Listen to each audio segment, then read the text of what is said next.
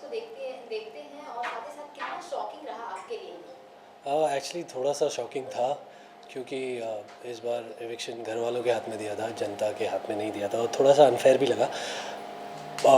अगर जनता के हाथ में होता तो आई एम प्रीटी श्योर कि मैं शायद यहाँ पे नहीं होता अभी। सो घर वालों के साथ आप रह रहे थे, कौन सा ऐसा लगा कि अनफेयर किस तरीके से आपको लगा, जिस तरीके से बिग बॉस ने खेला है? क्या वो बिग बॉस अनफेयर लगे या फिर घर वाले जितने कंटेस्टेंट थे, कौन सबसे ज़्यादा अनफेयर लगा आपको? मुझे ये डिसीजन थोड़ा सा अनफेयर लगा कि इस बार के एविक्शन घर वालों के हाथ में होंगे। सो जिस तरीके से स्टार्टिंग से ही देखा जा रहा था कि बिग बॉस खेलेंगे और बिग बॉस ने ऐसा खेला, क्या आपने ये एक्सपेक्ट किया था? ये बिल्कुल भी एक्सपेक्ट नहीं किया था, तो बहुत शॉकिंग था। क्योंकि मुझे ज़्यादा पता नहीं है बिग बॉस के पुराने सीजन्स के बारे में, बट शायद कभी ऐसा नहीं हुआ होगा, I am not really sure. But घर वालों के हाथ में एविक्शन अगर ऐसे ही होना होता तो फिर यार, तो मतलब ऑब्वियस ही बात है, अगर कुछ लोग जो ग्रुप बना के खेल रहे हैं वो जो इंडिविजुअल लोग हैं उनको टारगेट करके निकालेंगे पहले। जिस तरीके से वोटिंग हुई, किसका आपको लगा कि अनफेयर हुआ या फिर किसको आप समझ रहे थे कि वो दोस्त है और वो आपको ये नॉमिनेट कर दिए? मुझे सुम्बुल का थोड़ा शॉकिंग लगा था। सुम्बुल और मेरी काफ़ी अच्छी बॉन्डिंग थी, फिर किसी बात पे हमारी थोड़ी सी तू मैं हुई, बट मुझे लगा नहीं था कि वो नॉमिनेट करेगी। सौंदर्या का बहुत शॉकिंग था। कुछ चीज़ें जो सौंदर्या ने समझी नहीं, उनकी वजह से उन्होंने नॉमिनेट किया। अर्चना का बहुत शॉकिंग था क्योंकि जब अर्चना दोबारा घर में वापस आई थी और प्रियंका, मैं और सौंदर्या उनको लाने के लिए थोड़ा लड़े थे, तो अर्चना ने उस टाइम पे बोला था कि मैं माता रानी की कसम खाती हूँ, मैं आप तुम तीनों को तो कभी नॉमिनेट नहीं करूँगी। तो वो थोड़ा सा शॉकिंग था, बट अर्चना से थोड़ा सा एक्सपेक्टेड भी था कि वो कभी भी पलट सकती है, कभी भी धोखा दे सकती है। जिस तरीके से प्रियंका के साथ बॉन्ड है, उसको किस तरीके से आप एक्सप्लेन करना चाहेंगे? ऑडियंस को तो ये बॉन्ड काफ़ी ज़्यादा प्यारा लग रहा था, आप किस तरीके से ये बॉन्ड को एक्सप्लेन करना? आई थिंक अगर आप लोग इन्जॉय कर रहे हो तो इन्जॉय करते रहो, किसी भी बॉन्ड को जस्टिफिकेशन देने की क्या ज़रूरत है या कोई नाम देने की क्या ज़रूरत है। 2 साल से हम तो जस्टिफाई करते आ रहे हैं कि हम दोस्त हैं, बहुत अच्छे दोस्त हैं, बट अभी सोच लो अपने आप जो भी सोचना है। लेकिन आपकी तरफ से तो दोस्ती दिखाई दे रही, लेकिन प्रियंका की तरफ से तो दोस्ती नहीं दिखाई the inside the big boss house, और लेकिन काफ़ी उन्होंने आपको परेशान भी किया दिखाई दे रहा था इनसाइड द बिग बॉस। ऐसा लग रहा था कि वो आपके ऊपर काफ़ी हावी रही है। अगर आपके मतलब देखा जाए तो उस पर आप क्या कहना चाहोगे? मतलब it's look like a torturing, और आपको टॉर्चर कर रही थी। ये ऐसा आपको लगता है ना, क्योंकि आप दिन में 1 घंटा देखते हैं, आप 24 घंटे साथ नहीं होते, ऐसा आपको लगता है। नहीं, लेकिन जिस तरह से भी हुई, मतलब आप जब काफ़ी नाराज भी हुए, आप चिल्लाए भी आपने कहीं। क्या आप अपने दोस्त से कभी लड़े नहीं हो? आप लड़े हो ना अपने दोस्त से? हर दोस्ती में, हर रिलेशनशिप में, इनफैक्ट माँ बेटे हो या माँ बेटी के रिलेशनशिप में लड़ाई झगड़े होते हैं, एक दूसरे को कुछ चीज़ें बोली जाती हैं, हर रिश्ते में होता है। उसका मतलब ये नहीं है कि आप अगर आप बीमार पड़े हो और आपकी मॉम आपको बोल रही है कि बेटा आज आप रेस्ट करो, आप नहीं बाहर जाओगे, तो क्या वो डोमिनेशन है? क्या वो टॉर्चर है? वो केयर है। अगर अगर आपके ही फ्रेंड साजिद सर, कि उन्होंने भी आपको कई बार बोला कि she do over the board, आपके सामने खुद उन्होंने बोला, उस पर मतलब घर के लोग खुद कह रहे, मैं तो चलो 24 आवर्स में नहीं था, मैं तो सिर्फ 1 घंटे का एपिसोड देखता हूँ, लेकिन वो 24 आवर्स के अंदर जो साजिद हो, शीन हो, हर कोई जो घर के लोग हैं, अर्चना, वो भी कई सारे लोग बोलते थे कि she going over the board. अगर उन लोगों को हमारी दोस्ती इतनी समझ आती तो वो प्रियंका से डर के अपनी मंडली को पलटन नहीं बनाते और हम दोनों को टारगेट नहीं करते, क्योंकि उन लोगों को दिख रहा था कि हम दोनों एक दूसरे के कितने बड़े सपोर्टर्स हैं और एक दूसरे के लिए पिलर्स हैं। आप, मैं ना नहीं कह रहा हूँ, लेकिन जो मतलब आपको मतलब हर वक्त मतलब बोलते रहो एक्सप्लेनेशन। देखो क्या होता है, जिन लोगों की दोस्ती फ़ायदे के लिए होती है उन लोगों को दूसरों की दोस्ती समझ नहीं आएगी। मैं जानना चाहूँगी बेस्ट मोमेंट क्या कुछ रहा है प्रियंका के साथ आपका? बेस्ट मोमेंट जब घर से चिट्ठी आने वाला टास्क था और प्रियंका को वो चिट्ठी पढ़ने का मौका नहीं मिला था और मैंने उसके लिए एक ऐसी चिट्ठी पढ़ी थी, तो आई थिंक वो बेस्ट मोमेंट था। प्रियंका के अलावा और किसे आप ये ट्रस्ट करते थे और हमेशा उनके साथ बॉन्ड बनाकर रखना चाहेंगे? साजिद सर, उन्होंने हमेशा मुझे सपोर्ट किया है और मुझसे भी जितना बन पड़ा मैंने किया उनके लिए। और हमारी दोस्ती जो भी हुई वो किसी गेम की वजह से नहीं हुई, वो दोनों के पर्सनल इंटरेस्ट की वजह से हुई। उनको भी सिनेमा बहुत पसंद है, मुझे भी सिनेमा बहुत पसंद है, तो हमारी बातें भी ऐसी सिनेमा से ही शुरू हुई। एंड प्रियंका के अलावा सिर्फ साजिद सर हैं जिनके साथ मैं घर के बाहर भी दोस्ती रखना चाहूँगा। घर में सबसे ज़्यादा स्ट्रॉन्गेस्ट प्लेयर कौन लग रहे हैं? प्रियंका। प्रियंका के अलावा अगर बात की जाए तो उनके बाद कौन लग रहा है? मैं कैसे बोलूँ कि उसके अलावा कौन स्ट्रॉन्ग प्लेयर है? सब तो ग्रुप में खेल रहे हैं, ग्रुप में किसकी इंडिविजुअलिटी निकल के आएगी, किसकी पर्सनालिटी निकल के आएगी? एक इंसान नहीं है घर में जो ग्रुप में नहीं खेल रहा। 6 लोगों की मंडली थी, उसमें से मैं और प्रियंका अलग थे, सौंदर्या, अर्चना वो लोग अलग थे, लेकिन हम दोनों को टारगेट करने के लिए वो भी मंडली में जाके मिल गए और पलटन बनाई। तो आप किसको स्ट्रॉन्ग बोलोगे? आपके एलिमिनेशन के बाद प्रियंका का क्या कुछ होगा टेक, या फिर किस तरीके से उनका गेम देखते हैं? कहीं ना कहीं वो वीक होते नजर आएगा या फिर और स्ट्रॉन्ग बन जाएंगे? आपका क्या कुछ इसमें? मुझे लगता है कि अब प्रियंका बहुत और ज़्यादा स्ट्रॉन्ग होगी, क्योंकि वो अब घायल शेरनी बन गई है और पूरे घर को सर पे उठा लेगी और उसको पूरे घर वाले मिल के संभाल नहीं पाएंगे।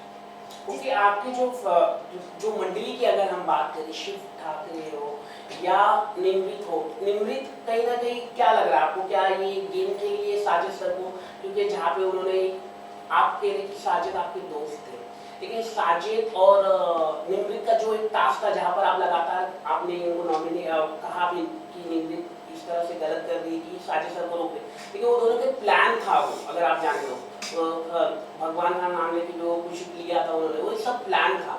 तो कहीं ना कहीं निमृत हो, साजिद हो, जो मंडली है अपने बेनिफिट्स के लिए ही खेल रहे थे, लेकिन आप जाके वो उस प्लान के बारे में ऑब्वियसली मुझे नहीं पता था, और मुझे उस वक्त ऐसा लगा था कि साजिद सर एक्चुअली में जाना चाहते हैं उस टास्क के लिए और अपना स्टैंड लेना चाहते हैं, और वही एक रीज़न था कि उस टाइम पे मैं साजिद सर के लिए खड़ा हुआ था और मैंने बोला था कि साजिद सर को जाने दो। और इसी बात पे मैंने बोला था कि जिस इंसान के लिए आप हमेशा साजिद सर करते रहते हो, आप लो हो या खुश हो या कुछ हो, आपको साजिद सर चाहिए। तो जब एक वो इंसान आपसे बोल रहा है कि मुझे इस टास्क में इन्वॉल्व होना है, आप उस इंसान को रोक रहे हो, उसको गेम नहीं खेलने दे रहे हो उसका, तो उस वक्त मुझे लगा कि ये जो दोस्ती है कन्वीनियंस की दोस्ती है, फ़ायदे की दोस्ती है। अगर वो नहीं भी होता, अब अगर प्लान भी है तो भी शिव और निमृत की दोस्ती साजिद सर के साथ क्लियरली दिखती है कि ये फ़ायदे की दोस्ती है, क्योंकि निमृत पहले गौतम और शालीन वाले ग्रुप में थी जहाँ पे उन्हें सपोर्ट चाहिए था, आगे बढ़ना था। जब उनकी गौतम से अनबन हुई, जब सौंदर्या उस ग्रुप में आ गई, तो वो जाके शिव के साथ मिल गई, क्योंकि आई थिंक उनको कहीं ना कहीं पता है कि वो इंडिविजुअल नहीं खेल सकती हैं और उनको सपोर्ट के साथ ही आगे बढ़ना पड़ेगा। आपका एलिमिनेशन बहुत ही ज़्यादा शॉकिंग है आपके लिए, हमारे लिए और साथ ही साथ फैंस के लिए। जानना चाहूँगी आपकी जगह किसको आप एलिमिनेट देखना चाहते थे या फिर होना चाहिए, कौन डिजर्विंग था? Sumbul, Nimrit, MC stand, but क्योंकि वो एक ग्रुप का पार्ट है और पूरे ग्रुप ने मिलके हमें टारगेट किया है, तो इसलिए वो नॉमिनेशन में भी नहीं आए। जिस तरीके से फैंस अगर हम स्टैंड ले बात रहे करें हैं, सिम्बुल हो या शालीन हो, ये तीन जो एंगल चले, टीना का लव स्टोरी जो चला, फेक भी चला, क्या लग रहा है आपको इन तीनों के बारे में? सिम्बुल भी काफ़ी ड्रामेटिक हो गई थी अंदर, आप क्या कहना चाहोगे?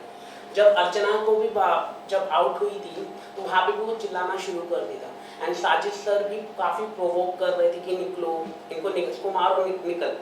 तो हाउ यू सी दे ये तीन मंडली थी, ये फेक लव स्टोरी चली अंदर?